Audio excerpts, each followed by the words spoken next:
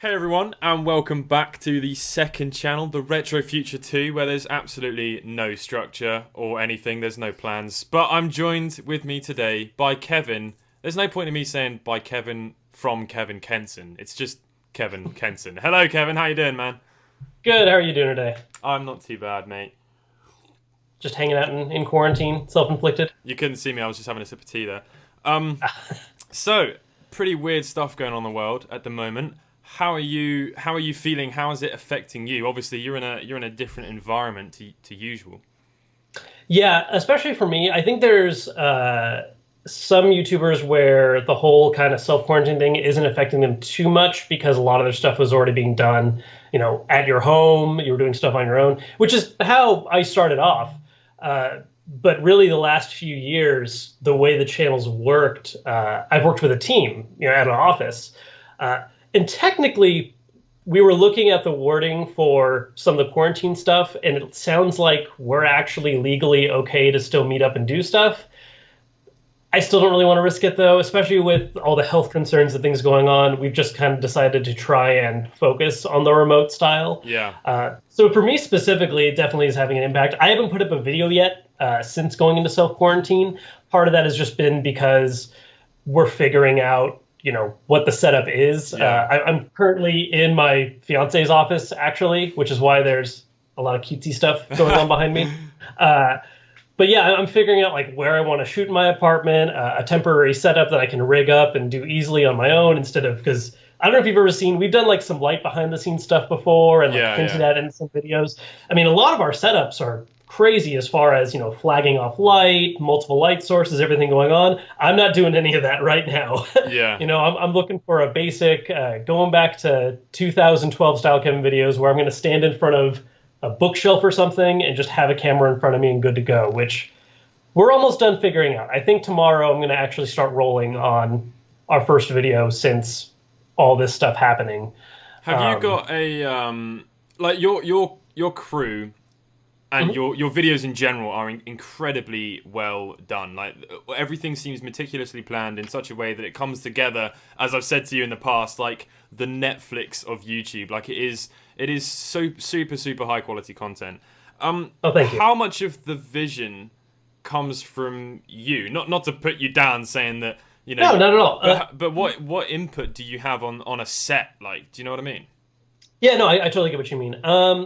It varies, honestly. There are some videos where, so there's two main guys that I work with behind the scenes a lot right now, which are Stevie and Travis. Right.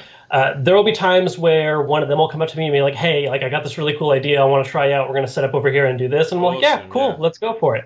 A lot of times when it comes to the A-roll setup, like my talking head, if it's just me Yeah. like on the couch or in the background, a lot of that is normally them. I'll sometimes have some degree of sort of like ideas like, oh, we should really put like this in the background with me, or let's like set this up this way. I'll usually offer like constructive criticism really for those kind of setups. Yeah. I tend to have a little more input when it comes to a lot of the B-roll shots and stuff. Whether Yeah. it's Yeah. like, oh, I really want to get a shot of us showing how this works. Let's get this angle set up. I honestly don't have a lot of the technical know-how is not me when it comes to the camera work, at least. Right. I'm definitely more of the idea guy Yeah. and just kind of like punch-up artist on that kind of stuff. Yeah. They're the ones who are really skilled when it comes to the camera work and everything. But I'll always be there to just be sort of like, okay, I like this direction, but here's in order to have it either make sense in the video or to kind of complete the vision of what I have for what's going on in the video. That's usually where my input comes in. And how do you know what you like? Do you see other channels doing a particular thing that you know that that's something that you want to sort of do a twist on and endorse, or because your videos, like I'm hoping that everybody who's watching this video right now has seen your videos. The videos are just incredibly well done from every single angle. Your switch light shell replacement, for example, that wide angle shot that you had, the sort of low down on the table wide angle shot, that was so sick. And I saw that and I was like, I'm gonna use that sort of wide angle sped up shot, because a lot of like shots people would subconsciously associate a good camera work with like bokeh and clarity and good lighting and neon lighting and all the rest of it, RGB, etc. But like a wide angle shot, you don't get depth of field. having a lens like that isn't going to particularly offer any sort of bokeh or nice blurs in the background. So I was just like, that is the least Kevin Kenson shot I think I ever predicted. How did you get that? What thought process goes into it? Well, like I was saying earlier, a lot of certain shots are brought up by the people I'm working with, and so that was one of them. Honestly, I think a lot of the things we do, I wouldn't say that it's never inspired by other people's work. I think there's always that level to it, whether it's a conscious or subconscious decision. There's always going to be those times where you watch someone and you're like, oh, wow, I really like the way this looks. Yeah. And whether you intend to recreate that effect or not, there's probably going to be a time where you're like, oh man, like I want to do it like they did it. Like, how did they, there's always, I think, that degree of it. I think there's other times where we just try stuff to try stuff, swap out lenses multiple times while setting up and be like, oh, how does this look? Oh, I don't know if I like that. Let's try this instead. Let's try this instead. Let's try this instead. Damn. I mean, there's been times where, we set up for a video and the actual shoot of me talking is nowhere near as long as the setup time. Yeah. Because so much of that is either meticulously dialing in, what it is we're trying to accomplish, or, we spend 15 minutes trying out one idea and then just go, no, never mind. This isn't working. I don't know why I thought this would be cool. It's not. So it's kind of a combination. There's definitely times where there's inspiration from other people I've watched and I've enjoyed. And then there's other times where it's just like, let's just keep trying stuff and see what comes out of it. I think what helps too is the fact that it's a team I work with. Like for instance, you were saying that wide shot isn't necessarily something you would normally associate with Kevin Kenson. I think by working in a team, we try to do our best to not always have one specific look. Different people have different backgrounds, they have different interests, they have different things they like. There was one guy, he doesn't work with me anymore, but for a time, whenever he was setting up shooting, he always had a specific style he loved where he would set up just the longest lens possible so that like he's in where we shoot is actually like work/live, they're lofts basically. So he'd be in the kitchen with the camera, which is by the entrance door. Right. And then I'm at like the other end of the hall, against a window. And it's like, yeah, that's just how we're going to do this shot. And then you'd always put like a foreground tree or something in it. Yeah.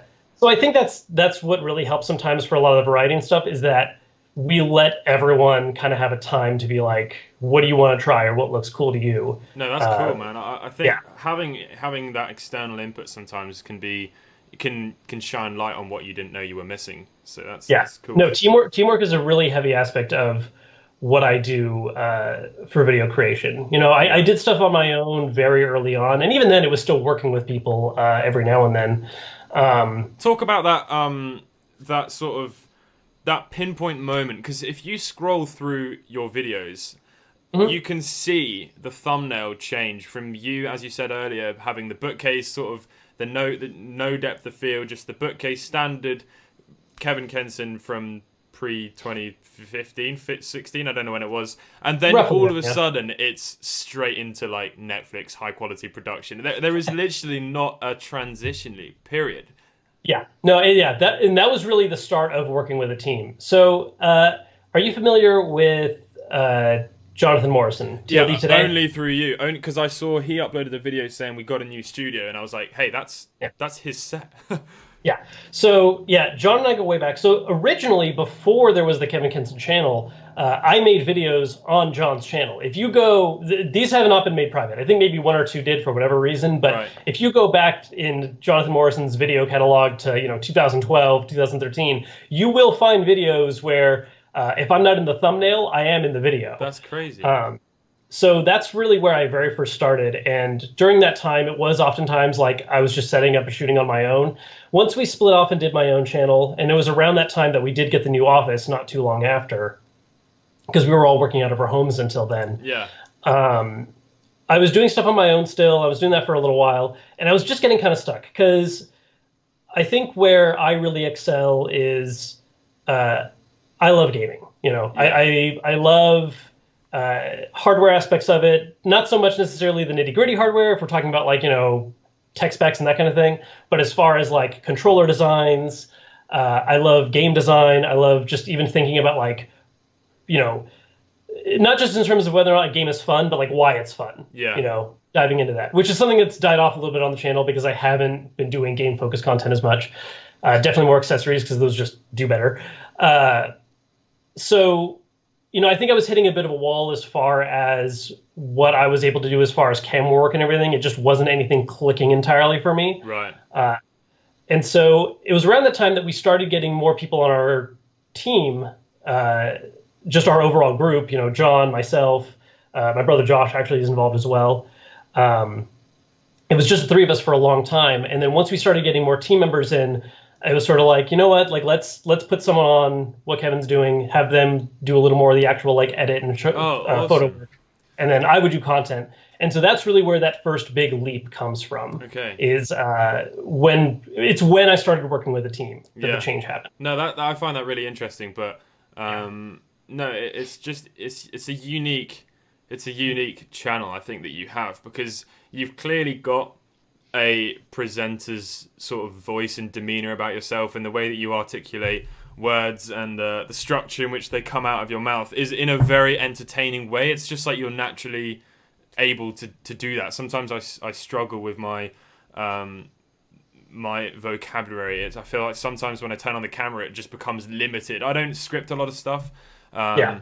but Oh, no, yeah, and that didn't happen overnight. I mean, again, if you go far back and watch some of those older videos, either on my channel or all the way back to when I was on John's, yeah, none of that is present. I was so awkward in front of a camera when I first started. right, I didn't really develop that presenter's voice, as we like to call it, because I think everyone, when they're in videos, there's that sort of like regular speaking voice you have, which I'm channeling a little bit more right now. yeah, yeah, And then there's that like, oh, I'm giving a presentation or I'm on camera or whatever. I think a lot of people end up intentionally or not like creating that kind of personality, yeah, whether it's like a definitely. more heightened version or more excitable version. So Yeah. what are you going to do during this quarantine period of time? What are you going to be doing with not because you're not fully sure yet with the channel, but what about just personal entertainment? What are you doing for yourself during this time? Well, first off, I live with my fiance, so that kind of helps a lot because I actually have someone I can interact with in person. Yeah. We live together, so it's not quite the full-blown isolation that some other people are dealing with, which I'm sure Is is she a going to lot. work as well? Or? Her job actually, she can do her stuff entirely remotely. She's a Yeah, graphic a designer, lot of people so are doing that now here. yeah. She has her work is continuing as normal. She works for a company that develops mobile games, so their business is doing Raid. fine right now because people are getting not raid. No, much more Japanese. But she's their graphic designer right now, so it's a lot easier for her because she just has to clock in remotely. Yeah. She does her graphic design work, does whatever they need, and then she clocks out for the day. So her work's really unaffected outside of the fact that she's not going to an office anymore. Yeah, Um, and so for me, as far as like entertainment outside of just getting work done, um, honestly, I'm a bit of an introvert naturally anyways. I like going out on occasion, but it's not a thing that I'm like always hungry for. I'm sure I'm going to get stir crazy at some point. yeah, Uh, but for the time being, I'm working on my game backlog, watching a few shows, catching up on movies, that kind of thing. I'm really just soaking myself in media at the moment, and I'm sure that'll calm down a little bit at some point, maybe, yeah. hopefully. Are you a collector? Um, Do you collect? Yes and no. I always struggle with calling myself a collector because I know people who are collectors, Yeah. like the guys that just go all out and they're like, oh, I have a full set of here's everything from the Genesis and here's every color Right, N64 fair enough. and Yeah. so on and so forth. I don't consider myself a collector in that way. I really just like to get what matters to me. I don't have my gaming bookshelf in here. It used to be. We moved it to another room. But I go out of my way to try and collect full sets of different series. There's a couple where it's like, oh, this one's not very good, but because I own every other game in this franchise, Yeah. might as well get it. I like having complete case and manual, that kind of thing. But it's very choice. Right. It's just like, here's the stuff that I have nostalgia for, or the stuff that I really like and praise, and I'd like to have a physical copy of it. Yeah. I'm not necessarily going all the way to be like, you know what? I love the SNES. Here's every SNES game now. Yeah, It's here's not a every thing version. Like, because I know people who obviously I collect Game Boys and stuff, but I have a handful of special Game Boys. But I know people who go out of their way and spend a lot of money, thousands and thousands, to buy every single Game Boy, and they'll be getting all of what is to me very special Game Boys, to a point where none of them probably actually becomes special, and you set a new bar where, because everything is special, then nothing's special. So I get what you're saying. I would say we're probably quite similar in that regard. I'm a collector, but I'm not like a hoarder for the sake of owning, you know? Right. Yeah, and that's kind of my approach with hardware too, is that I think at most I'd ever only own like 2 versions of something, because it'd be like here's the go-to, you know, like the one that I use all the time. But then there might be like, oh, I really like the way this certain special edition looks or something. Definitely. And so I'd have that as well. Your channel is that's an about the most excuse I'll do. for your channel is an excuse for the special editions. Oh yes, and especially when it comes to definitely one of the things that I was able to channel into my channel, weird word choice, was weird controllers. I've always loved weird controllers. Like I didn't really collect them yet. Like I just always kind of was like, oh, that thing's crazy. I love the way that thing looks. I never really got into actually having them until we had the channel. And then it's like, well, I have an excuse to go buy a Resident Evil 4 chainsaw. Or I have an excuse to get one of the slime controllers from Dragon Quest. I can see that. Is that the one? No, that's not behind you. Is that just a figure of, or is that the actual one? No, that is the controller. Oh, that cool. is, one second. Yeah. That is a bigger room than I thought. You walked away further than I thought we were going to walk away. Right? Yeah. No, this lens is very deceptive. Yeah. So this is the Switch version of it. The way back, I think the very first one was PS2. Is that comfortable? They've done a couple of these. What the not hell? At all. No, this is not comfortable at all. This is. I would never recommend actually playing with one of these. You can kind of get by okay if you're playing like a turn-based game like Dragon Quest, because you don't have to rely on hitting lots of buttons quickly. Yeah. But I wouldn't recommend it. It's definitely a collector's piece first and foremost. I mean, the same with like the Resident Evil chainsaw and that kind of stuff. No one should actually play one of those unless your goal is to like Twitch stream, I'm going to do whatever game on this ridiculous contraption. Yeah, like Mario Kart with a baseball remote or something. Yeah, something crazy like that. No, that's yeah. Have you ever thought of going back and doing unique retro controllers? Because there are. I mean, I know your channel every now and again covers little bits and bobs of retro stuff, and you sort of delve into that. I know you obviously do a lot of current gen stuff. I do delve into modern stuff, so I guess I'm the same as you in the sense that I come out of the retro and go into the modern, you come out of the modern and go into the retro, but it's all usually predominantly handheld. But what about retro for you? So for me, it's always been this kind of tight walk balance. I forget if we were recording earlier when I said this or not, but that kind of statement I meant before about like, you know, continuing to make content that is what your audience expects versus doing what you want, because sometimes when you do what you want, you're just not going to get the same views. I've definitely built an audience, and I don't know if reputation's the right word, but like I've definitely focused more on modern stuff because traditionally that's the stuff that just performs well for me. I've had some retro stuff really break out, and that is always the best feeling in the world to me. Yeah, for sure. But it's never been a consistently strong thing. So it's always been, I normally wait to do retro stuff when I find the right way to position it in a way that I think will work well and will still get people's attention. Really, one thing that I was saying for a while, I haven't done this in a bit, but I was telling people that one of the goals with my channel is to trick people into learning retro history. Because like definitely some of these slightly clickbaitier things I've done have been for excuses to cover retro stuff. I think my favorite example is I made a video called Nintendo Stole the Switch. Right. And it was actually a video about the Sega Nomad, because the Sega Nomad is really one of the first examples of a system that allows you to switch between you know, playing in handheld and hooking up to a TV. It was not nearly as convenient of a solution, and there's a lot of reasons why that idea didn't work back then,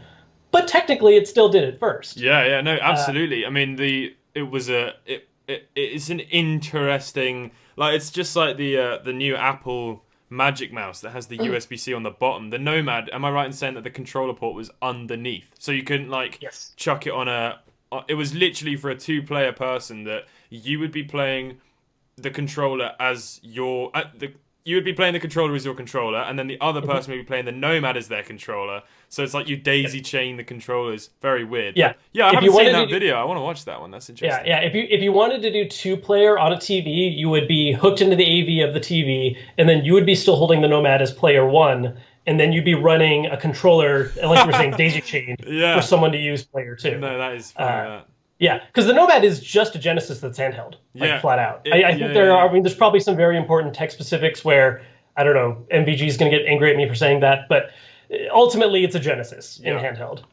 So yeah, that's one of my favorite weird things that has come out. And so those are the kind of videos I really do love to do. I just always try to find the right way to give it Integrate the it. best Yeah, legs possible on my channel yeah, because it's not the kind of thing people are always looking for. And if I was just randomly like, I'm going to do a video on, a Neo Geo Pocket, it just is not going to perform no, I like. understand that. Yeah, I think there's the balance, isn't there? Because at the end of the day, as there's no, it's a no-brainer that it's a business. Like it's obviously it's an enjoyment first and foremost, which is why your Yeah. channel exists, and that's why most channels exist. But when it becomes something that your lifestyle relies on, you do have to be cautious. When it comes to your videos now, I know you haven't done any yet. Are you going to be editing them yourself, or are you still going to be sending them to your team? And then are you going to be doing B-roll? And then is Mhm. that going to be incorporated? What's So the it sort of the pipeline? So we're still sorting out some of the details. I think some of it's just going to be like figured out as we go along. Right now, the plan is I'm going to be shooting my videos on my own here in my apartment, just for the talking head at least. Yeah, I'm then going to send that file to one of the other guys to handle edits. yeah, B-roll is a thing that we're still trying to figure out. Obviously, it varies a little bit video to video because there's some videos where you can get away with just like pulling commercials yeah, and other footage and that kind of stuff. And so those ones will be easy. yeah. Anything where it's like product focused, uh, that's a thing we're kind of debating right now. It might be a situation where like I get the product in, I mess with it, I try it out, I do everything I need to do for my part, and then once the video needs to be edited, just do a quick drop off with some Yeah. hand wipes or something to make sure that everything's disinfected I properly imagine and this is good to go. this is somewhat stressful for you trying to figure this out because this is a big interruption. Yeah, it probably hit me the hardest the night of the announcement, just because it was like we had an inkling that something like this might happen because the announcement for statewide happened after a few Northern California counties did it. So we had like an inkling that this was going to go down. Um, but I don't think we expected it to happen like the night of that we were talking about it as a possibility. Yeah. So it was definitely sudden. It was very stressful at first to the point where I like didn't really make much headway that night. But since then, it's like, all right, like this is the situation we're in, so make the best of it. Nah, Just move fair play, forward. man. So I really hope, yeah. I really wish you the best because I mean, I know it's not like the videos are no longer going to be entertaining because what makes them entertainment is you. What makes them high quality might be something that you're going to have to figure out. But Right. the videos are still going to be you. The Yeah. topics are still going to be just as interesting. There's in terms of the technicalities and the production. That is just going to be what you need to iron out. But I'm sure you'll get into a routine, and then it'll hopefully Oh yeah. touch wood only be a couple months maximum, and then you can get back to. But people aren't going to go anywhere because they're subscribed for you. So Yeah. And that's the other thing too is that like I feel like in general YouTube views are actually going to be up right now because everyone just needs entertainment. yeah, They need something to distract from being in quarantine all the time. So I'm really curious to see what things are going to be like 30 days from now. I actually think this is going to be in some ways a positive experience. It'll help us kind of do some things a little differently from normal. Uh, Shakeups like this are sometimes necessary for growth. LA's air has been the cleanest it's been in quite some time. and I don't remember China the as year off the well. top of my head, but it's Yeah, yeah, well, it's been cleaning everything up. So hopefully we yeah, can we can. some upsides. Yeah, exactly. But I'm not a politician, and I have no idea. But I do find the conspiracy theories interesting. Some of those do amuse me. There's a lot of those right now. Oh man. Whew, Yeah. that's a whole nother discussion. Let's not open that door No, right that's now. not. But is there anything else you'd like to add, Kevin? Um, no, I think we covered a good bit of stuff today. These are still going on. Maybe we'll do another one in a couple months or Yeah, I something. hope so, man. It's been really great to talk to you. This is the first time we've ever done this. This is the first video audio call we've ever had. So it's cool, man. Yeah, And thank real you very cool. much. It's always like one last thing I will add is the nature of advertising another channel on a bigger channel is always like a sort of an area that people sort of try and avoid because you've hustled your way up to where you were. It's not like it just was given to you like by the snap of your fingers. And then for you to chuck me on your channel, for me, I really, really appreciate that, man. It means a lot. And I know that I know that sounds sort of cringy, but I do genuinely appreciate it because it is something that a lot of people don't do. And, you know, I see loads of people that use certain areas of content that other people have obviously quite clearly used first or done first, and then they just try not to acknowledge it and pretend that it's their own. And I think I have a lot of respect for people who can use their platform for a good like that, and you clearly do that, and you do that a lot, and you do that as well without me even knowing. You did the Joy-Con a Joy-Con video recently, and I got a message from my friend Vince, actually my mate Vince. You've used some of his. Oh yeah, and he was like, "Oh, by the way, you're in the start of Kevin's video." I was like, "What? No way!" And I go on, and there I am, and I was like, "Dude, this is incredible." So I really appreciate that, man. I think it's really cool. Thank you. All right, dude. Sorry, no. What was you gonna say? Oh no, it was just going to be dragging out the same idea longer and longer. We've been talking a lot. Yeah. No, thank you very much for coming on the show. I hope you've all I say show as if this is professional. It's just a random chatting thing for a little bit of entertainment. I hope you've all enjoyed, and I will catch you in the next one. Goodbye.